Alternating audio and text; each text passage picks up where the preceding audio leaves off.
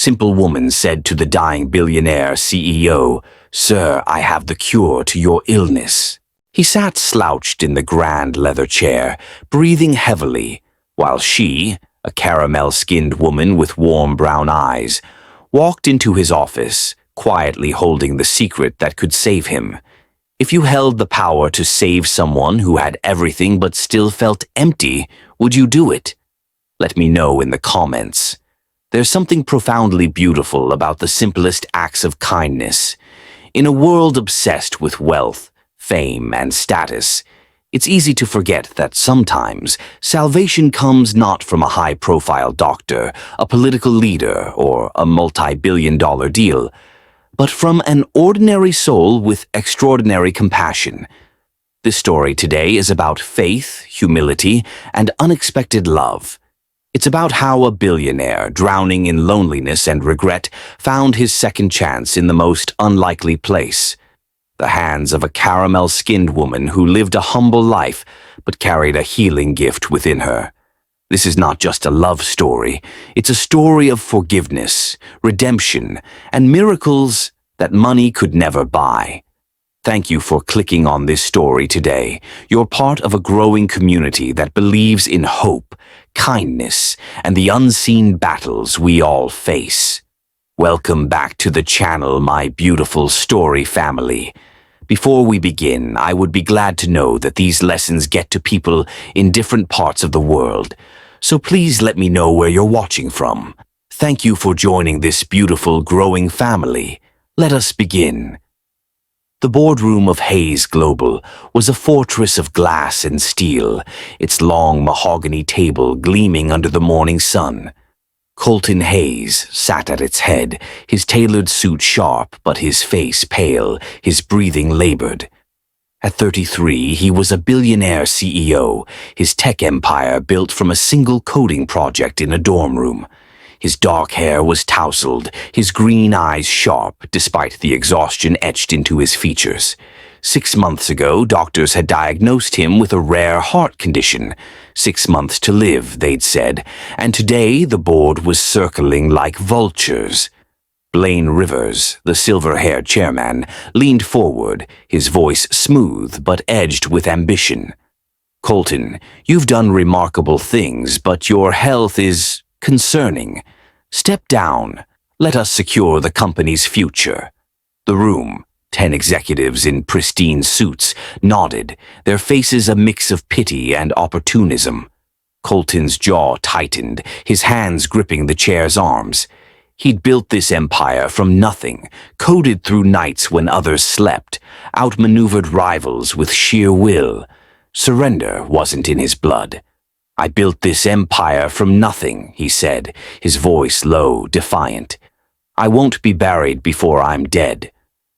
Blaine's eyes narrowed, but he leaned back, a faint smile playing on his lips. "We're only thinking of the company, Colton. You're not yourself." "Not myself?" Colton stood, ignoring the dizziness that flared. "I'm the one who turned a startup into a global name. You want my seat, Blaine? Earn it." The room tensed, murmurs rippling. April Matthews, Colton's private nurse, stood discreetly by the door, her gentle face creased with worry. She adjusted her glasses, her hands fidgeting. She'd seen his vitals worsen, his heart rate erratic, but his stubbornness was as fierce as his illness. "Enough," Colton said, silencing the room. "This meeting's over. I'm not stepping down." He strode out, April trailing, her voice soft.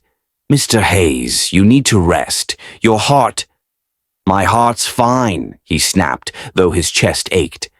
"I've got a gala tonight. I'll manage." April sighed but didn't argue.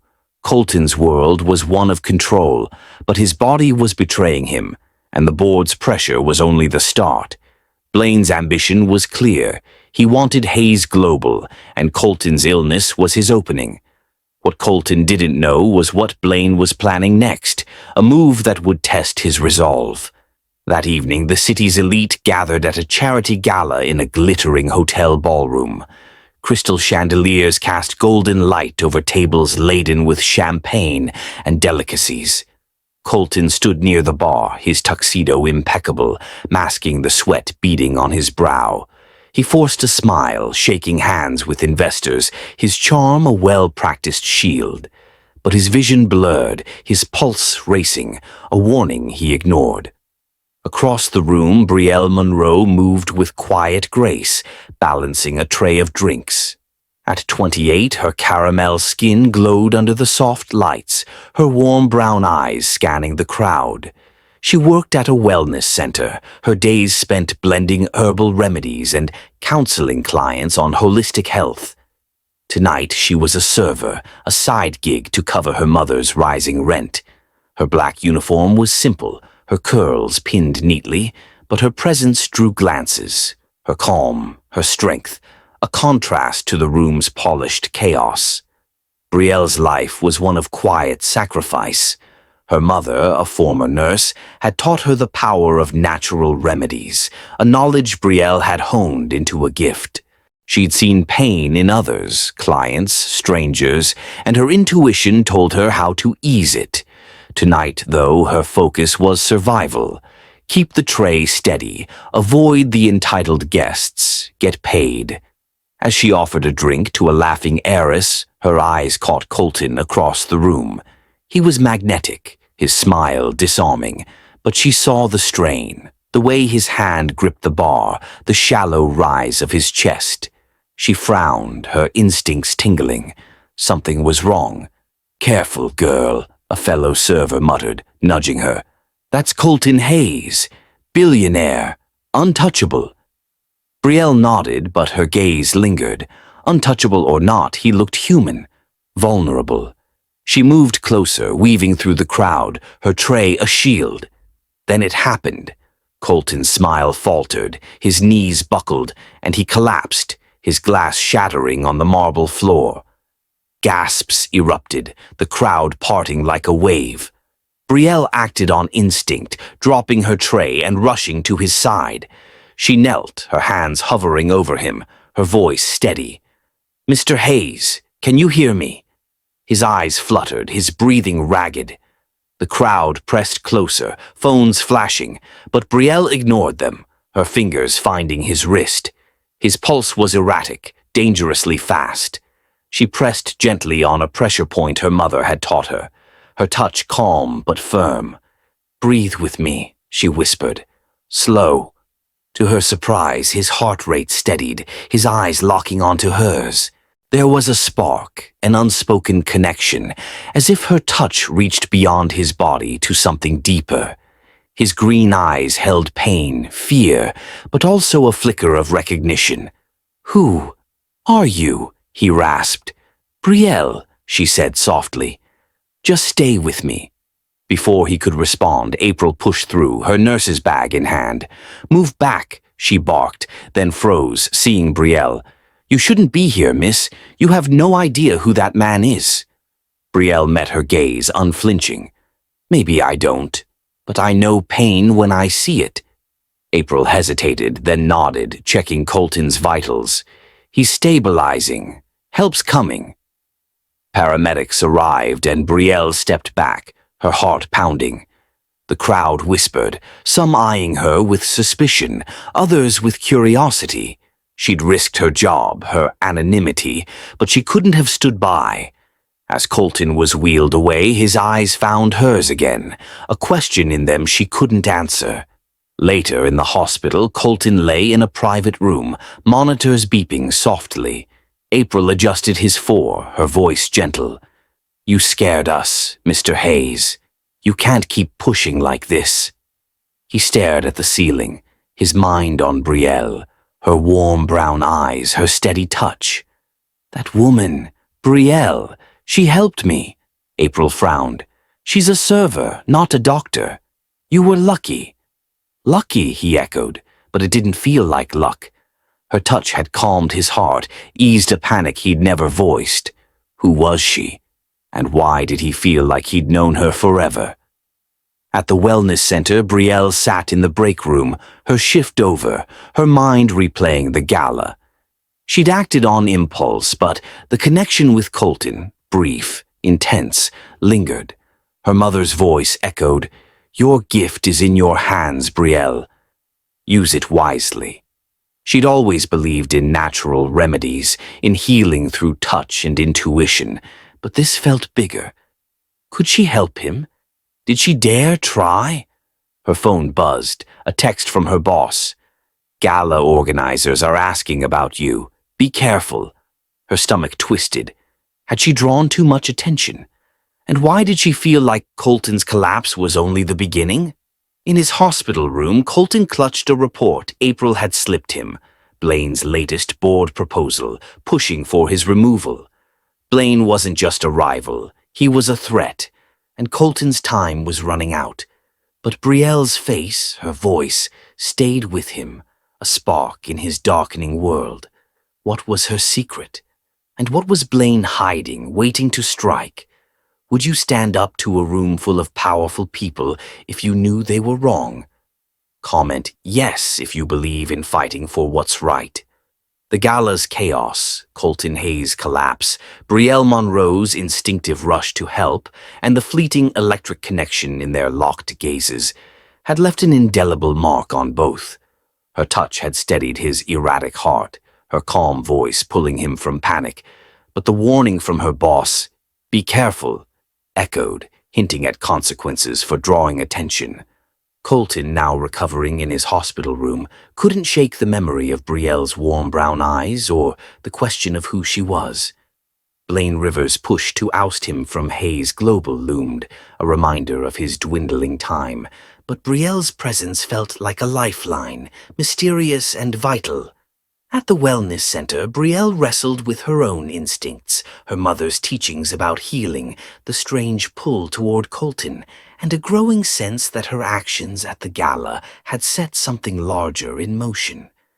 3 days after the gala, Brielle was blending chamomile and lavender at the wellness center, her hands steady but her mind restless.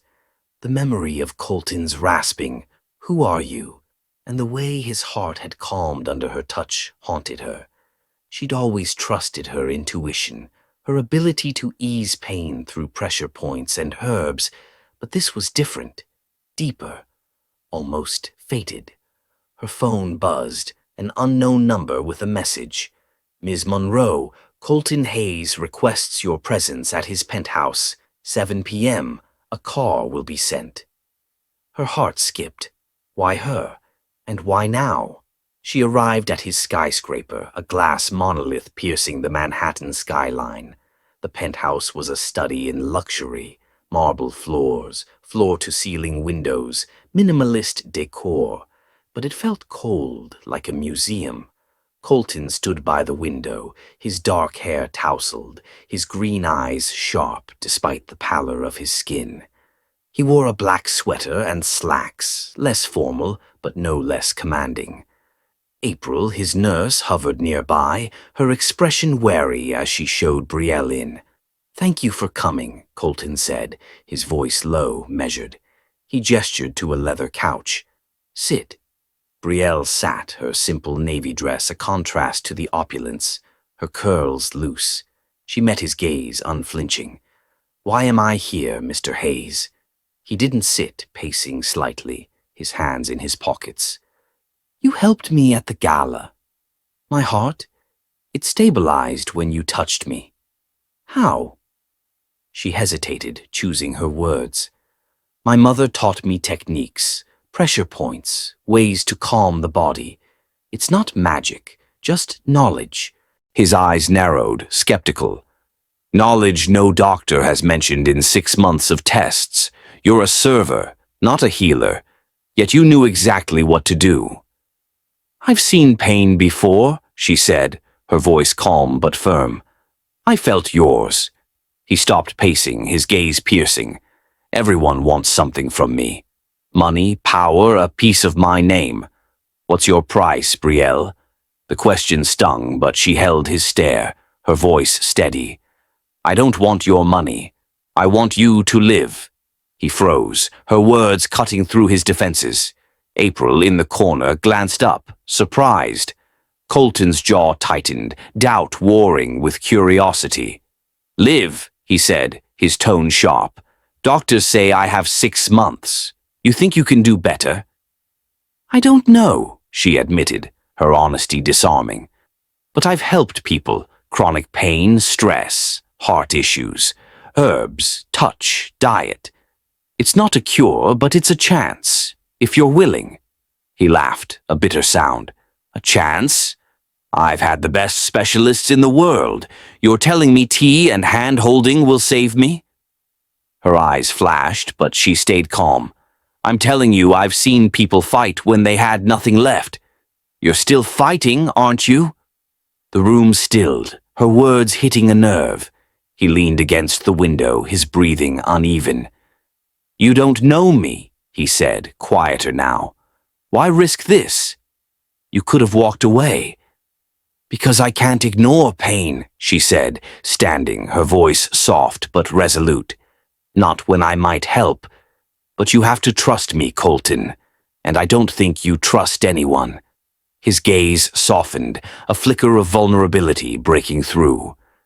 Trust is a luxury I can't afford. My board wants me out. My rivals want me dead. And my body's betraying me.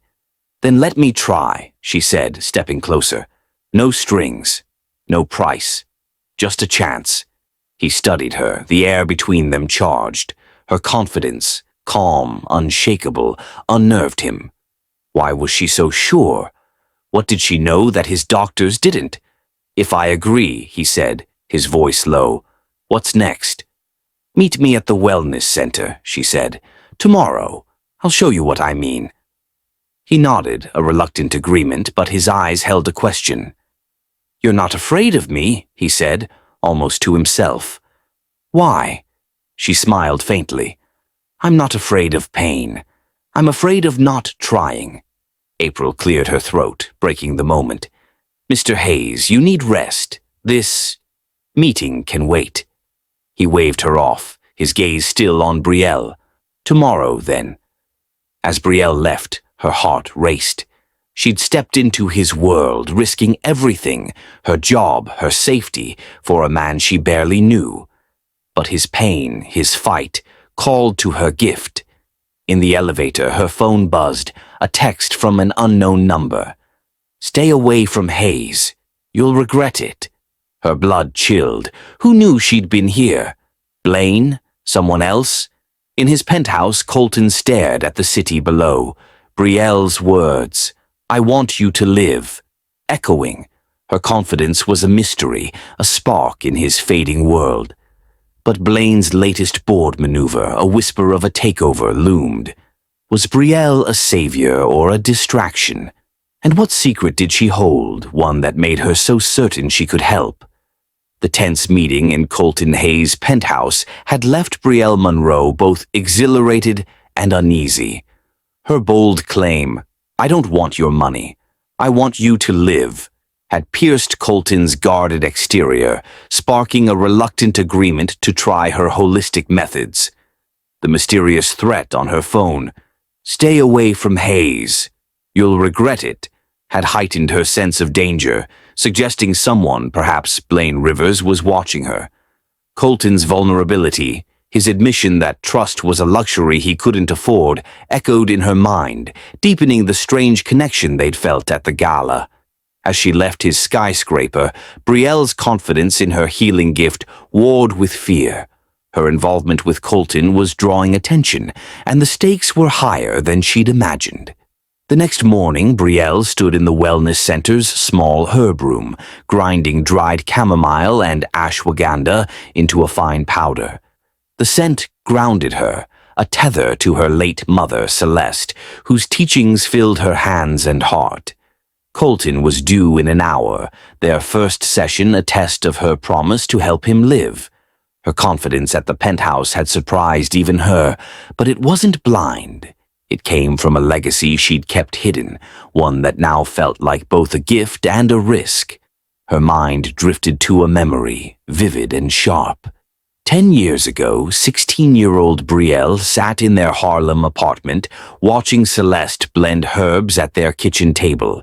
Celeste, her caramel skin glowing, her brown eyes fierce, was a holistic healer. Her reputation whispered among those who sought alternatives to pills. One night, a sleek black car had pulled up, and a senator, pale, sweating, his heart failing, stumbled in. Doctors had given up, but Celeste hadn't. With teas of hawthorn and ginger, pressure point massages, and a diet overhaul, she'd stabilized him in weeks. The senator, tearful, had called her a miracle. Brielle, wide-eyed, had soaked in every move, learning the craft. But the miracle came with a cost. Weeks later, men in suits had visited, their voices low, threatening. "Your remedies threaten our patents," one said, naming a pharmaceutical giant. "Stop, or you'll lose everything." Celeste, defiant, continued in secret, teaching Brielle to guard their knowledge. "Big Pharma doesn't like what we do," she'd warned. "They'll bury us if they can." Celeste's death 2 years later, officially a car accident, had left Brielle with doubts she never voiced. She'd kept her mother's recipes locked in a journal, using them quietly at the wellness center, always cautious. Now, as Brielle prepared a tea blend for Colton, those warnings resurfaced. Her mother's methods, herbs, therapies, intuition, could ease his heart condition, but they carried a risk. If her treatments worked, they'd draw attention, possibly exposing the same corporate powers that had threatened Celeste. The text on her phone felt like a shadow of that past, a warning she couldn't ignore. Colton arrived, his presence filling the small room. His black coat was slung over one arm, his green eyes wary but curious. "This is your plan?" he asked, eyeing the mortar and pestle. "Tea and good vibes?" Brielle smiled, undeterred. "It's more than that. Sit." She handed him a steaming cup of hawthorn and lemon balm tea, its earthy scent calming. "Drink slowly. It supports your heart." He raised an eyebrow but sipped, his gaze never leaving her. "You're awfully sure of this," he said, his voice low. "Why?" She hesitated, her mother's warnings echoing. "I've seen it work," she said carefully. "People who were told they had no hope, they got better." He set the cup down, leaning forward. "You're holding something back. Nobody risks their job for a stranger without a reason. What's your secret, Brielle?" Her heart raced, but she met his gaze. "My mother was a healer. She taught me everything. But it's not a secret, it's just not common." His eyes narrowed, sensing her evasion. "Not common?" "You touched my wrist at the gala and my heart stopped racing. That's not just herbs." She swallowed, her hands tightening. "It's technique, pressure points, energy flow. I can't explain it in a lab, but it works." He leaned back, studying her. "You're asking me to bet my life on something you can't explain. That takes trust I don't have." "Then start small," she said, her voice steady. "Drink the tea. Let me try. If it doesn't work, you lose nothing." He held her gaze, the air between them charged. "And if it does?" "What then?" Her breath caught, the weight of his question heavy. "Then you live," she said softly. "And maybe we both find out why I was there that night." He nodded, a reluctant spark in his eyes. "All right. But I'm watching you, Brielle. Don't play games." "I'm not," she said, her voice firm. "I don't play with lives." As he sipped the tea, Brielle's mind raced. Her confidence came from her mother's success, but the senator's case had drawn threats, and Celeste's death still felt unresolved. If Colton's condition improved, her methods could attract the same enemies, pharma giants with billions at stake, or worse, someone closer like Blaine, whose boardroom maneuvers hid a deeper agenda. The text, "Stay away from Hayes," suggested surveillance, and she didn't know who to trust. Colton set the cup down, his voice softer. "You remind me of someone," he said. "My sister. She believed in people even when they didn't deserve it.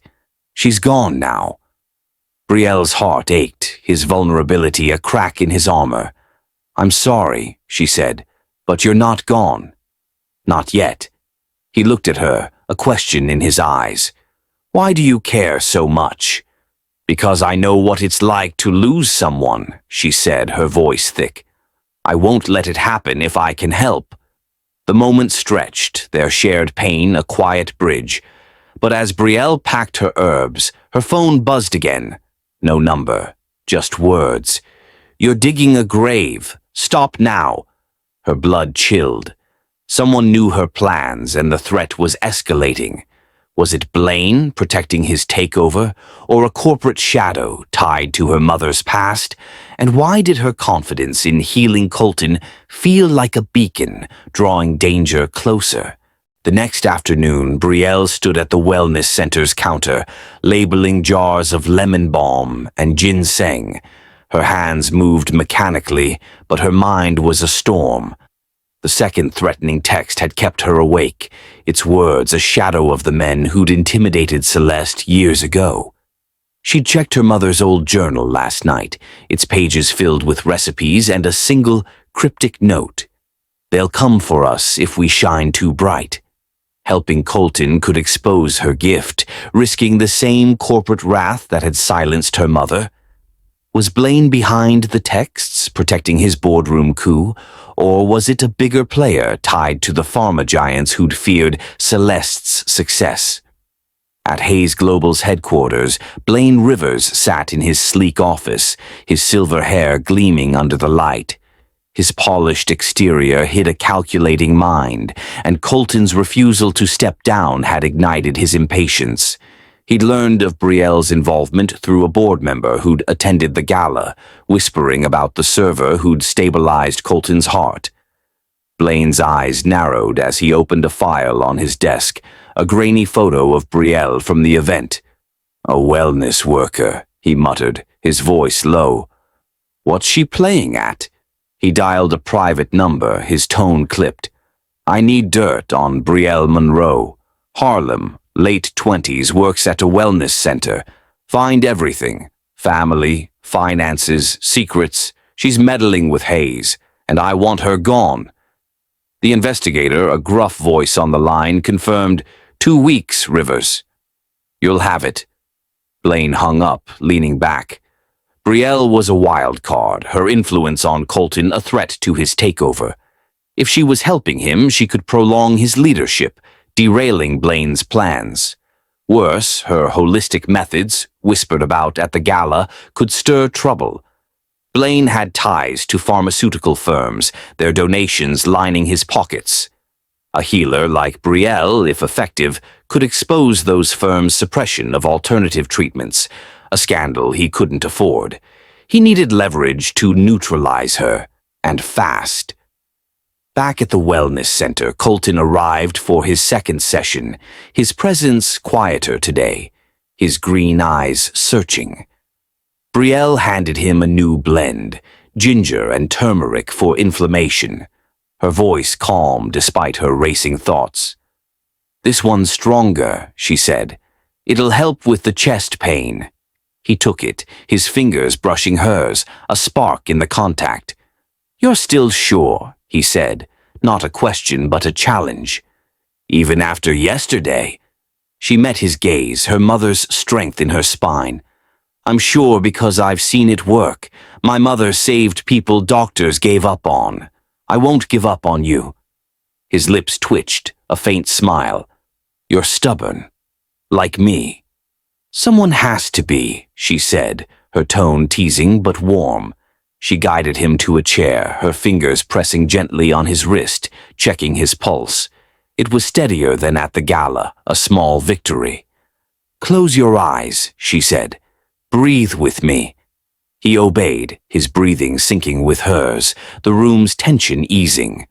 Her touch, precise yet gentle, worked pressure points along his arm, easing the tightness in his chest. For a moment they were just two people, not a billionaire and a healer, their connection a quiet bridge over their fears. But the peace was fleeting. As Brielle stepped back, her phone buzzed in her pocket. She ignored it, but Colton's eyes flicked open. Something wrong? He asked, his voice sharp. No, she lied, her heart pounding. She finished the session prescribing a diet of greens and lean proteins, but her mind was on the text she checked later. Last warning. Drop haze, or your mother's accident becomes your story. Her blood ran cold. The reference to Celeste's death, officially a car crash, felt like a knife. Someone knew too much, and they were closing in. At his penthouse, Colton felt lighter, Brielle's tea and touch easing his symptoms. But her guardedness, her vague answers about her mother, nagged at him. He called April, his nurse, into his office.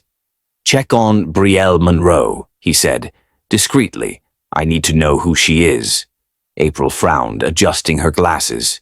"You don't trust her?" "I want to," he said, his voice low.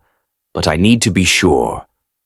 Unbeknownst to both, Blaine's investigator was already digging, uncovering Brielle's mother's past, her work with the senator, the pharma threats. If those secrets surfaced, they could expose illegal corporate dealings, implicating Blaine's allies. Brielle's confidence, her gift, was a beacon, but it was also a target. Who was behind the texts? Blaine protecting his empire, or a pharma giant repeating history? And what truth about Celeste's death was waiting to break Brielle's world apart? Have you ever been underestimated because of where you came from? Comment: never underestimate if you believe strength comes from the heart, not status. The chilling text: last warning. Drop haze or your mother's accident becomes your story, had shaken Brielle Monroe to her core, tying her efforts to help Colton Hayes to the mysterious threats that had silenced her mother Celeste years ago.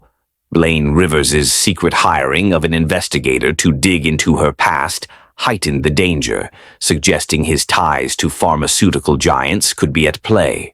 Colton's reluctant trust in Brielle's holistic methods, her teas, her pressure point therapy, had steadied his heart condition slightly, but his probing questions and April's discreet inquiries into her background kept Brielle on edge.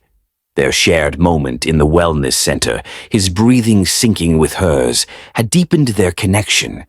But the looming threats and Blaine's ambition to seize Hayes Global cast a shadow.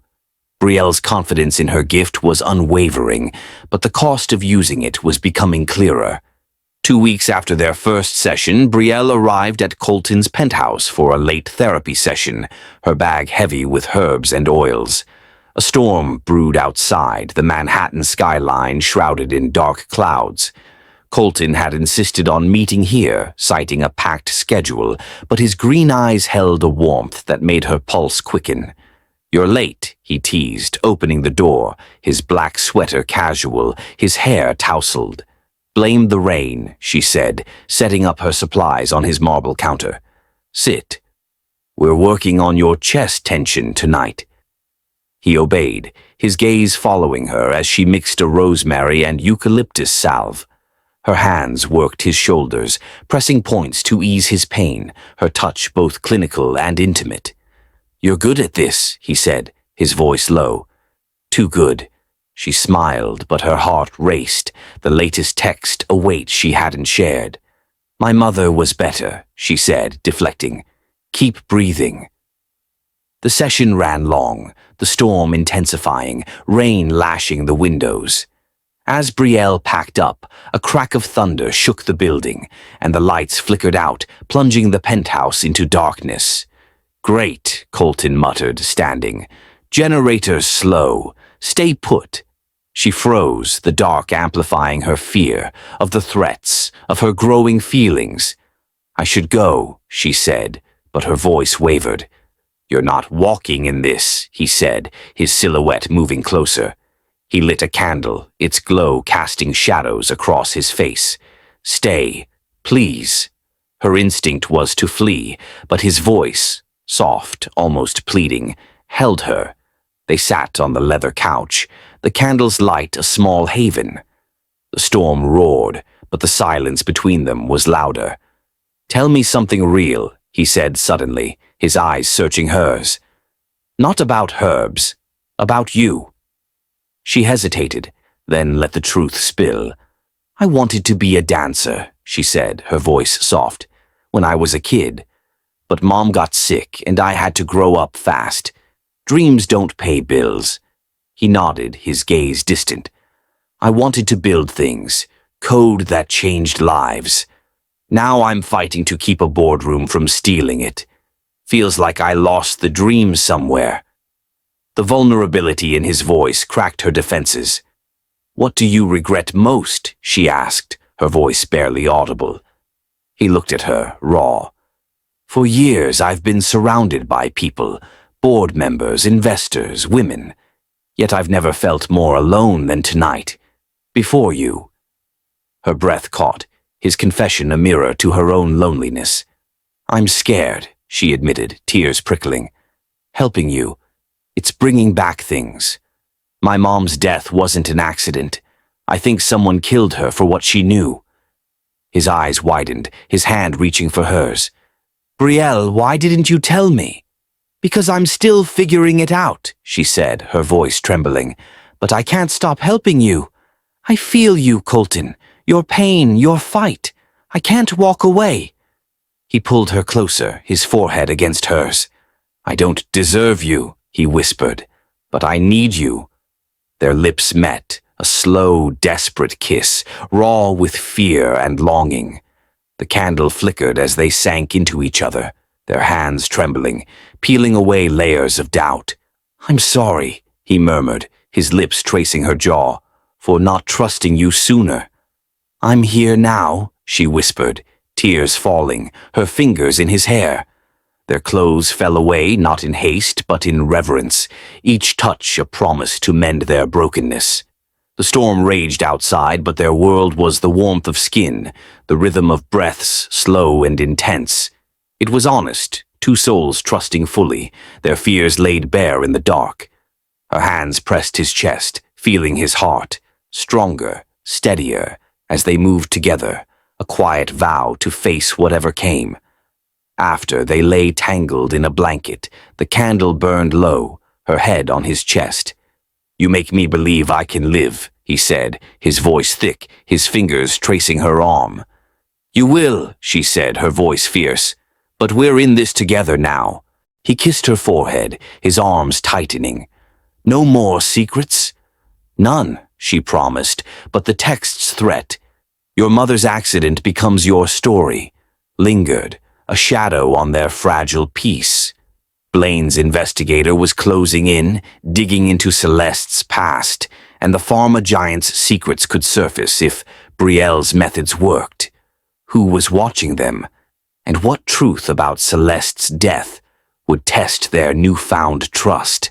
The storm-lit night in Colton Hayes's penthouse, where Brielle Monroe and he had bared their souls and made love with raw, honest intensity, had forged a bond neither could deny.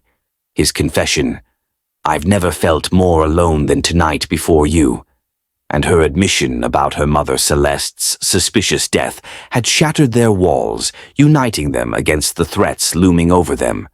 The anonymous texts, your mother's accident becomes your story, and Blaine Rivers' investigator digging into Brielle's past hinted at a dangerous connection to pharmaceutical giants who'd silenced Celeste.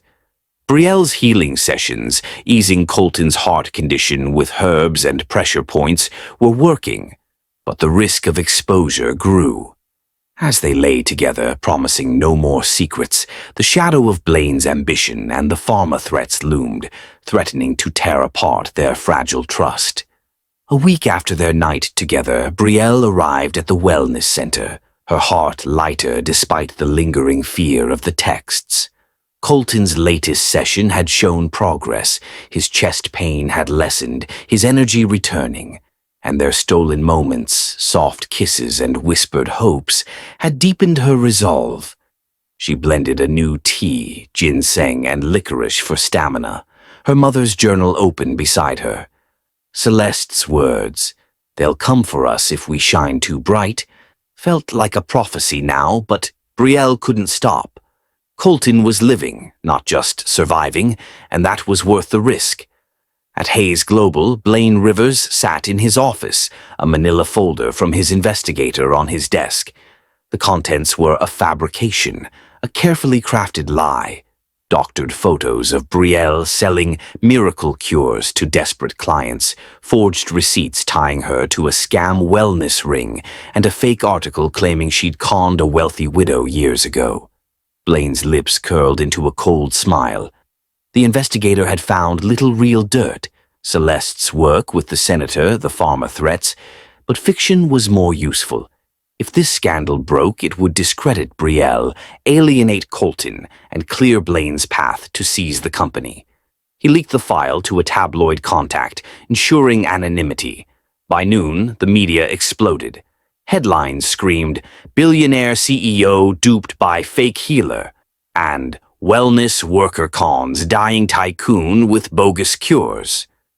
Social media buzzed, doctored images of Brielle circulating, her caramel-skinned face plastered across screens. Reporters swarmed the wellness center, cameras flashing as Brielle arrived for her shift. She froze, her heart pounding, as a reporter shoved a microphone in her face. "Ms. Monroe, are you scamming Colton Hayes? What's your real motive?" "No comment," she said, pushing through, her voice steady but her hands trembling. Inside, her co-workers stared, some whispering, others avoiding her eyes. Her boss, a wiry woman named Lena, pulled her aside. "Brielle, this is bad. The center's getting calls. You need to go home." "I didn't do this," Brielle said, her voice fierce. "Someone's lying." "Then figure it out," Lena said, her tone sympathetic but firm. "But not here." Brielle's phone buzzed, another text from the unknown number. "Told you to stop. Now you pay." Her blood chilled. This wasn't just a smear, it was a coordinated attack tied to the threats against her mother. Blaine? The pharma giants? She needed to warn Colton, but as she stepped outside, 2 security guards from Hayes Global blocked her path. "Ms. Monroe," one said, his voice cold, "you're needed at headquarters. Now." At Hayes Global, Colton sat in his penthouse office, his face pale, a tablet open to the tabloid headlines. The doctored photos, Brielle with supposed clients, her hands on their wallets, cut like a knife. He'd trusted her, let her into his heart, his bed, only to see this. Blaine stood nearby, his expression grave but his eyes gleaming. "I'm sorry, Colton," he said, his voice smooth. "I warned you about outsiders. She played you." Colton's chest ached, not from his illness but from betrayal. "Get her here," he said, his voice low, dangerous. "I want to hear it from her." Brielle was escorted into the office, the guards flanking her like she was a criminal. Her navy dress was wrinkled, her curls loose, but her chin was high, her warm brown eyes defiant. The room was silent, the city skyline a cold backdrop through the glass walls. April in the corner looked stricken, her hands fidgeting. Colton stood, his green eyes dark with pain. "Is it true?" he asked, his voice barely above a whisper. "The scams, the cons? Did you use me?" Brielle's heart broke, his doubt a mirror of her worst fears. "No," she said, her voice steady. "Those stories are lies. I've only ever wanted to help you." He slammed the tablet on the desk, the headlines glaring. "Help me, or help yourself to my money. I trusted you, Brielle. I let you in and you played me." The words stung, tears prickling her eyes, but she held his gaze. "You think I'd risk everything, my job, my safety, for a con? I told you about my mother, my gift. I've been honest, Colton. You're the one who's choosing to believe lies." Blaine stepped forward, his voice oily. "Enough, Ms. Monroe. You've caused enough damage. Security, escort her out." Brielle's eyes flicked to Blaine, her suspicion flaring. His smugness, the timing, it was too perfect. "You're behind this," she said, her voice low. "You want him weak, don't you?" Blaine's smile didn't waver. "Paranoid accusations won't help you." Colton's face hardened, his doubt winning. "Get out, Brielle," he said, his voice breaking. "I can't do this." She stood tall, her heart shattering but her dignity intact. She said nothing, her silence louder than words, and turned, the guards trailing as she walked to the elevator. The doors closed, her tears falling only then, the weight of betrayal crushing. She'd lost him, but worse, she'd lost the chance to save him. The texts, the scandal. Someone had orchestrated this, and Blaine's face loomed in her mind. What did he know about her mother's death? And what would he do next to ensure Colton's downfall?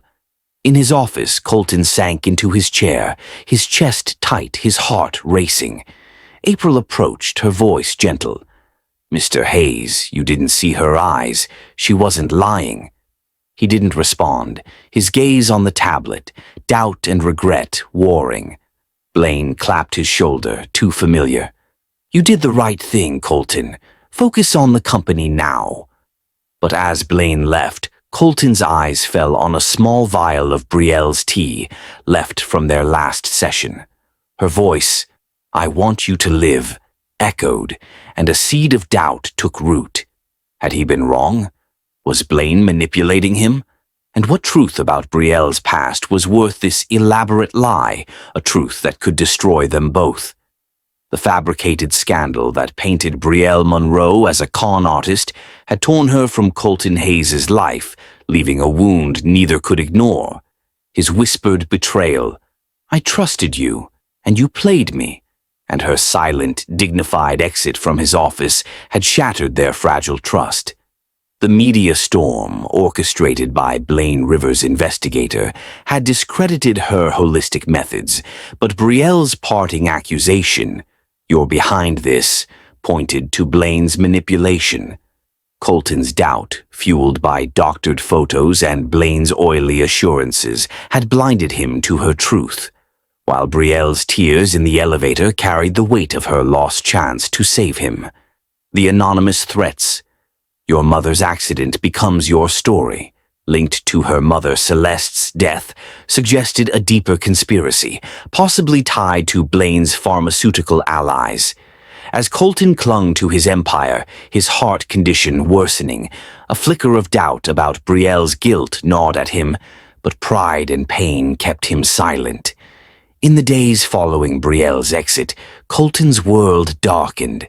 His penthouse, once a symbol of his success, felt like a mausoleum, its marble floors cold under his unsteady steps. His heart condition, briefly eased by Brielle's tease and touch, flared with a vengeance. Chest pain, shortness of breath, dizzy spells that left him gripping furniture. April, his nurse, hovered with increasing urgency, her gentle voice strained. "Mr. Hayes, you need a hospital," she said one morning, checking his pulse. "Your vitals are crashing."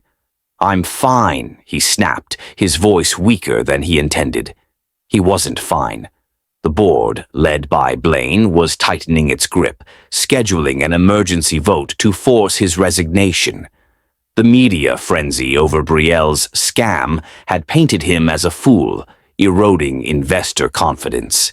But worse was the emptiness gnawing at his core.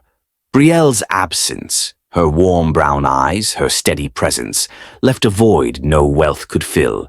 He avoided the wellness center, her tease, her memory, but her voice haunted him. "I want you to live." The vial of hawthorn tea on his desk, untouched since their fight, was a silent rebuke. April's words, "She wasn't lying," echoed, but he'd chosen Blaine's lies over Brielle's truth. His pride, his fear of betrayal, had cost him the one person who'd seen him, not his empire. Late at night, alone with the city's hum, he wondered, had he destroyed his only chance at life, at love? At the wellness center, Brielle buried herself in work, blending herbs with mechanical precision. The scandal had cost her clients, her reputation, but she held her head high, her mother's strength in her spine. The threatening texts had stopped, but the silence was worse, a predator waiting to strike. Her mother's journal, with its recipes and cryptic warnings about pharma giants, was her anchor. Celeste's death, officially a car accident, felt like a cover-up, and the scandal's timing suggested someone, Blaine or his allies, knew too much. She wanted to fight, to clear her name, but Colton's betrayal, "You played me," cut deepest. She'd loved him, trusted him, and he'd turned away. Her boss, Lena, approached one evening, her face soft. "Brielle, take a break. You're killing yourself." "I'm okay," Brielle lied, her hands shaking as she sealed a jar. She wasn't okay. She missed Colton, his stubborn fight, his rare smiles, and the thought of his health failing without her was a knife in her chest. But he'd made his choice, and she had to protect herself, her mother's legacy. Colton's health plummeted further, forcing him to retreat to his upstate mansion, a sprawling estate he rarely used.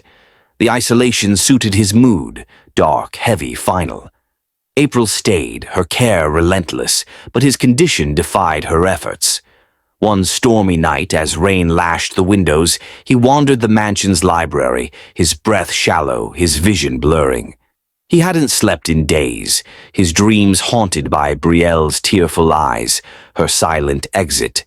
On a desk, buried under papers, he found a small envelope, his name scrawled in her neat handwriting. His heart stuttered, not from illness, but from dread. He opened it, unfolding a letter she must have left during a session, before the scandal. Her words were simple, piercing. "Colton, you were never my project. You were my prayer. I saw your pain, your fight, and I believed in you, not your money, not your name. If you ever doubt, know this. My heart is with you, even if you can't see it." Brielle. His knees buckled, and he sank to the floor, the letter trembling in his hands. Tears, rare and unbidden, burned his eyes. She'd loved him, not his wealth, and he'd thrown it away. The doctored photos, the headlines, they were lies, and he'd believed them, choosing Blaine's manipulation over her truth. Her prayer, her belief in him, had been the only real thing in his life, and he'd destroyed it. "God, what have I done?" he whispered, his voice breaking. He clutched the letter, his sobs raw, echoing in the empty room. The mansion, his empire, meant nothing without her. He saw it now, her touch at the gala, her tease, her fierce, "I want you to live." She'd been fighting for him, while he'd been fighting ghosts. Blaine's smug face flashed in his mind, the board's pressure, the scandal's precision. It wasn't just a smear, it was a trap, and he'd fallen into it, pushing away the woman who'd given him hope. April found him, her gasp soft as she knelt beside him. "Mr. Hayes, you're not well. Let me—" "No," he said, his voice hoarse. "I need her, April. I need Brielle." She touched his shoulder, her eyes sad. "Then find her. But you need to rest first, or you won't make it." He nodded, the letter still in his hand, but his body betrayed him. His chest tightened, pain radiating, and he slumped against the desk, his vision fading. April called for help, her voice urgent, but Colton's thoughts were on Brielle, her prayer, her love. He'd hit rock bottom, his health, his heart, his empire crumbling. The realization that he'd destroyed the only real thing he'd ever had was a wound deeper than any illness. At the wellness center, Brielle locked up for the night, her mother's journal tucked in her bag. A news alert flashed on her phone. Colton Hayes hospitalized, condition critical. Her heart stopped, fear and love surging. He was dying, and she wasn't there. The scandal, the threats, none of it mattered if he didn't survive. But the texts, Blaine's shadow, and the pharma giant's secrets loomed. If she went to him, she'd risk everything, her safety, her mother's legacy. Yet, her prayer for him, written in that letter, was still true. In the hospital, Colton drifted in and out, the letter clutched in his hand. April sat by his bed, her voice soft. "She loved you, you know. You can still fix this." But Blaine was moving, his board vote looming, and his investigator had found a new lead, Celeste's journal, mentioned in old community records. If it surfaced, it could expose Pharma's illegal threats, implicating Blaine's allies. What was Blaine planning to keep Colton down? And would Brielle risk the danger to save the man she still loved? Knowing the truth about her mother's death might destroy them both. The crushing weight of Brielle Monroe's letter, "You were never my project. You were my prayer," had brought Colton Hayes to his knees in his mansion's library, his health failing and his heart broken by his own betrayal. The fabricated scandal, orchestrated by Blaine Rivers, had driven Brielle out of his life, and his belief in the lies, "You played me," had destroyed the only real love he'd known. His collapse, the hospital, and April's quiet urging to fix this couldn't erase the truth. He'd chosen doubt over Brielle's devotion. Meanwhile, Brielle, reeling from the news of Colton's critical condition, was torn between her love for him and the escalating threats tied to her mother Celeste's suspicious death. Blaine's investigator, closing in on Celeste's journal, threatened to expose pharmaceutical giants' illegal actions, putting Brielle in greater danger. As Colton clung to life, clutching her letter, the question loomed. Could he undo the damage before it was too late, and would Brielle risk everything to face him again? In the sterile hospital room, Colton drifted in and out of consciousness, the monitor's beeps a grim metronome. His heart condition, unchecked without Brielle's treatments, was winning, but her letter, crumpled in his hand, was a lifeline. April sat beside him, her face etched with worry. "You can't give up, Mr. Hayes," she said, adjusting his IV. "She's out there, and she needs you to fight." Colton's eyes fluttered open, his voice weak. "I broke her, April. How do I fix that?" "Start with the truth," she said, her voice firm. "You know who's behind this. Stop them." The truth was Blaine Rivers. The scandal, the doctored photos, the media storm. It all pointed to his ambition to seize Hayes Global. Colton's doubt had been Blaine's weapon, but the letter had cleared his vision. Brielle had loved him, risked everything for him, and he'd let lies tear them apart.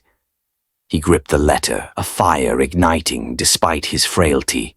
He wouldn't die like this, not without her. Days later, against April's protests, Colton discharged himself, his body weak but his resolve ironclad. Back at Hayes Global, he summoned the board to the glass-walled conference room. Blaine sat at the head, his silver hair gleaming, his smile smug. The other members, executives who'd backed Blaine's push to oust him, shifted uneasily as Colton entered, leaning on a cane, his green eyes blazing. "You're all fired," Colton said, his voice low but lethal. "Every one of you." Gasps rippled. Blaine stood, his face reddening. "You're delirious, Hayes. You can't—" "I can," Colton cut in, slamming a folder on the table. Evidence of Blaine's leaked emails, his payments to the investigator, his ties to pharma firms. "You fabricated the scandal, smeared Brielle Monroe to weaken me. You're done, Blaine. Security's waiting." Blaine's composure cracked, his voice rising. "You'll tank the company. Investors won't stand for this." "Then they can leave," Colton said, unflinching. "I built this from nothing. I'll rebuild it without traitors." Security escorted Blaine out, his threats echoing, but Colton wasn't finished. He called his PR team, canceling every media deal tied to the scandal, issuing a public statement. "Brielle Monroe is innocent. The lies against her were my failure to stop. I'm correcting that now." The statement went viral, clearing her name, but Colton knew it wasn't enough. He had to find her. He hired a private investigator, not Blaine's lackey, but a trusted firm, to track Brielle. She'd left the wellness center, vanished from New York, her trail cold. Weeks turned to months, his health stabilizing slightly with medication, but nowhere near the hope Brielle's treatments had given him. The emptiness without her was a different kind of illness, one no doctor could cure. He scoured her old haunts, called her former co-workers, but she was a ghost, her absence a punishment he deserved. 6 months later in New Orleans, Brielle worked at a free clinic in the 9th Ward, her caramel skin glowing under the humid sun. She'd fled New York after the scandal, the threats. Your mother's accident becomes your story, too close to Celeste's unresolved death. The clinic was her refuge, a place to use her mother's remedies quietly, herb teas for elders, pressure points for kids with asthma. Her curls were tied back, her scrubs simple, but her warm brown eyes carried a quiet strength.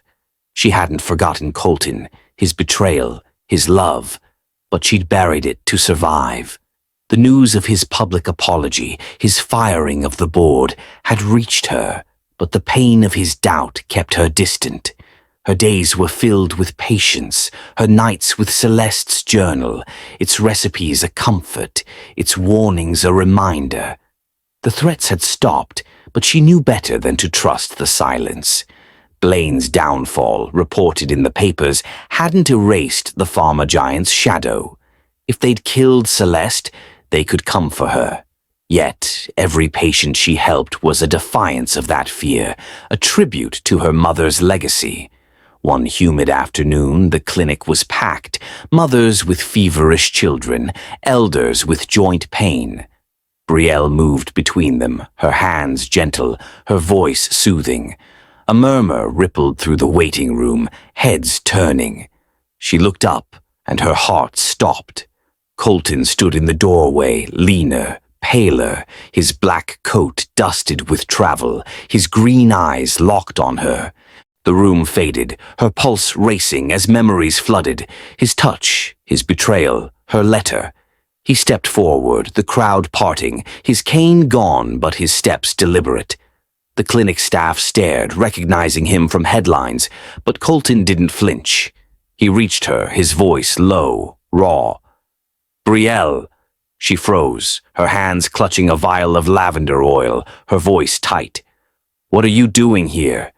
He didn't answer, dropping to his knees before her, his head bowed.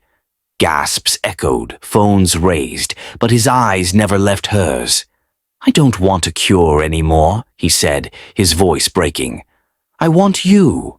Please forgive me." Tears prickled her eyes, her throat burning. The clinic was silent, every eye on them.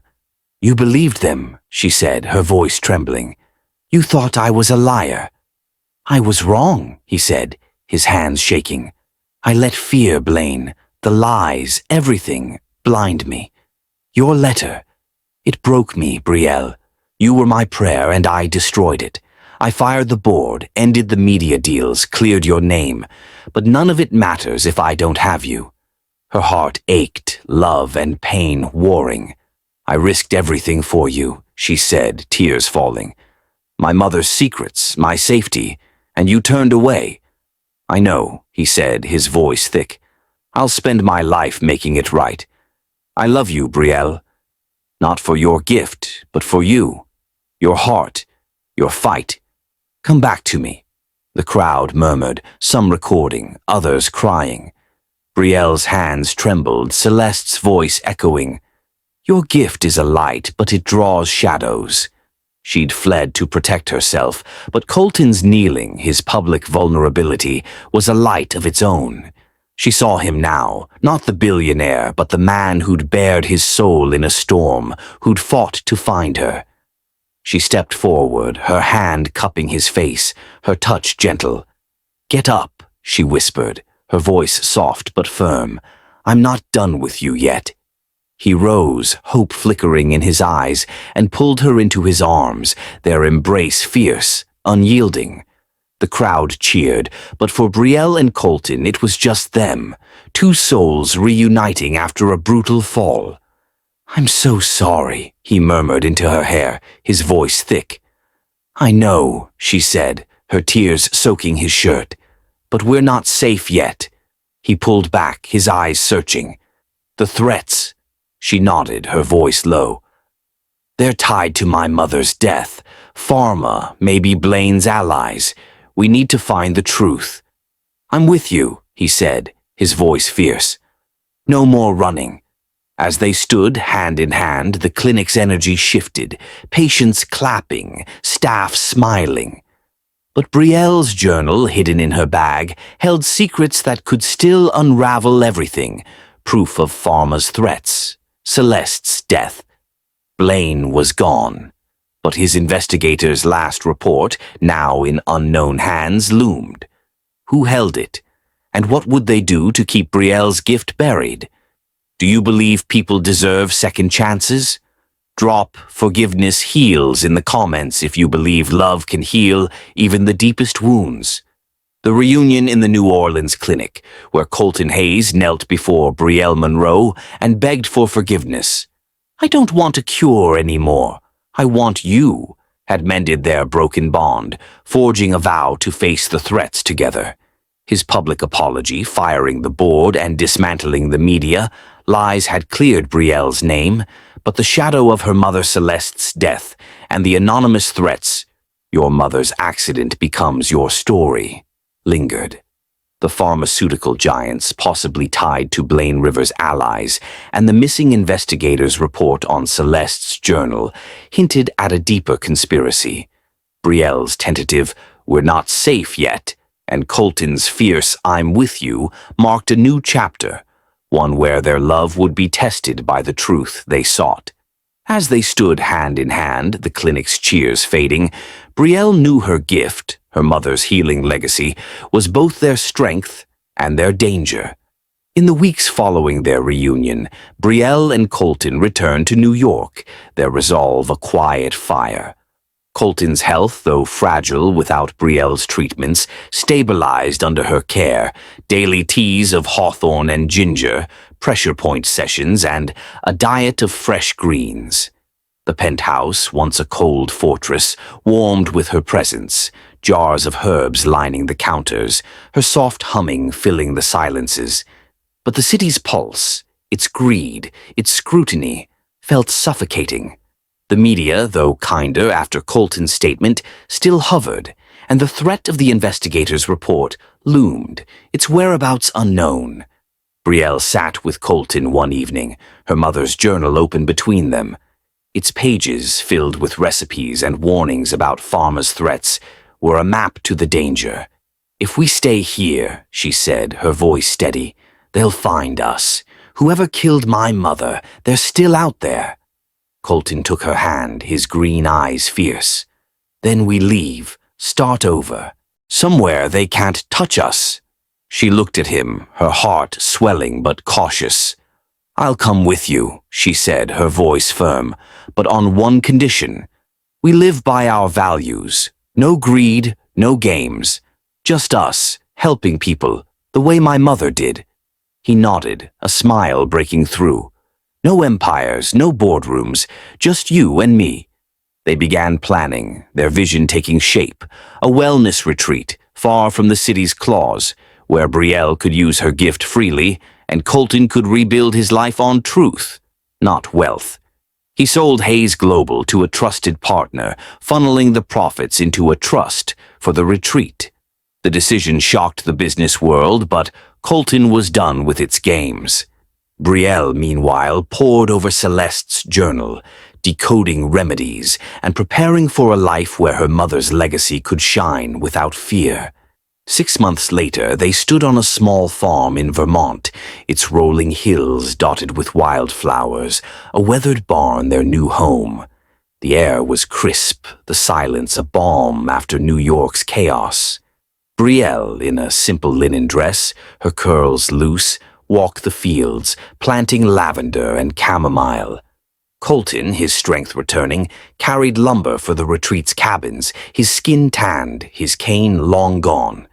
Her treatments had worked, his heart condition, once a death sentence, was gone, his vitals normal, his energy vibrant. Doctors called it a miracle. Brielle called it love and persistence. The retreat, named Celeste's Haven, opened quietly, welcoming those who couldn't afford traditional care, single mothers, elders, veterans. Brielle taught workshops on herbal remedies, her hands guiding patients through pressure point therapy, her warm brown eyes a beacon of hope. Colton, no longer a CEO but a partner, handled logistics, his coding skills repurposed for a patient database. Their days were long but fulfilling, their nights spent on the porch, wrapped in blankets, the stars their only audience. The threats had faded, the investigators' report never surfacing, but Brielle kept Celeste's journal locked in a safe, its secrets a reminder of the cost of shining too bright. Blaine Rivers, disgraced and bankrupted, had vanished, and the pharma giant's silence suggested they'd moved on. Yet, Brielle and Colton stayed vigilant, their love a shield against any shadow.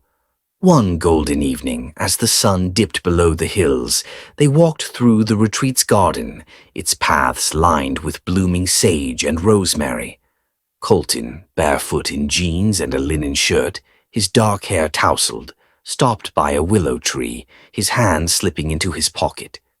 Brielle, in a sundress, her curls catching the light, turned to him, her smile curious. "What's that look?" she asked, her voice teasing.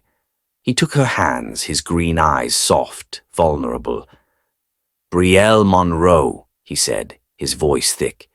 "You didn't just heal my body. You healed my soul. You saw me when I was nothing but pride and pain, and you gave me a life I never dreamed of." Her breath caught, tears prickling as he knelt, pulling out a simple silver ring, its band etched with tiny leaves. "I don't want a day without you," he said, his voice breaking. "Will you marry me?" She laughed, tears streaming, joy and love overwhelming her.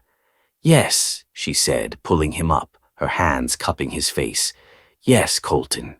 They kissed, slow and deep, the sunset bathing them in gold, the garden their witness.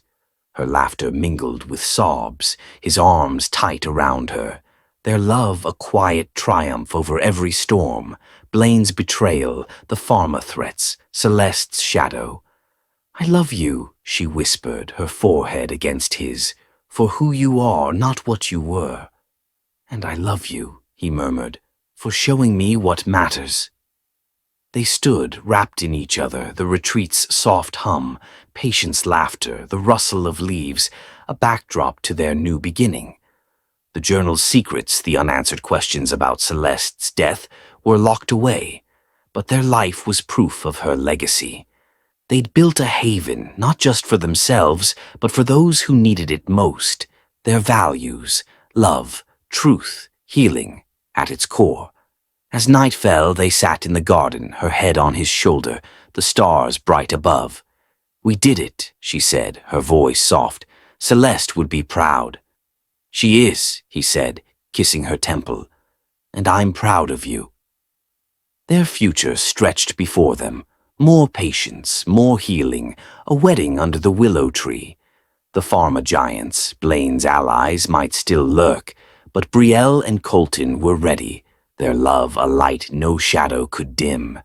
Celeste's haven was their legacy, a testament to a simple woman's gift and a billionaire's redemption, proof that love and courage could rewrite any story. If you made it this far, you believe in miracles. Comment, miracles exist if you believe that love, faith, and forgiveness are stronger than anything else. Thank you for staying with us through this beautiful story of hope, forgiveness, and love.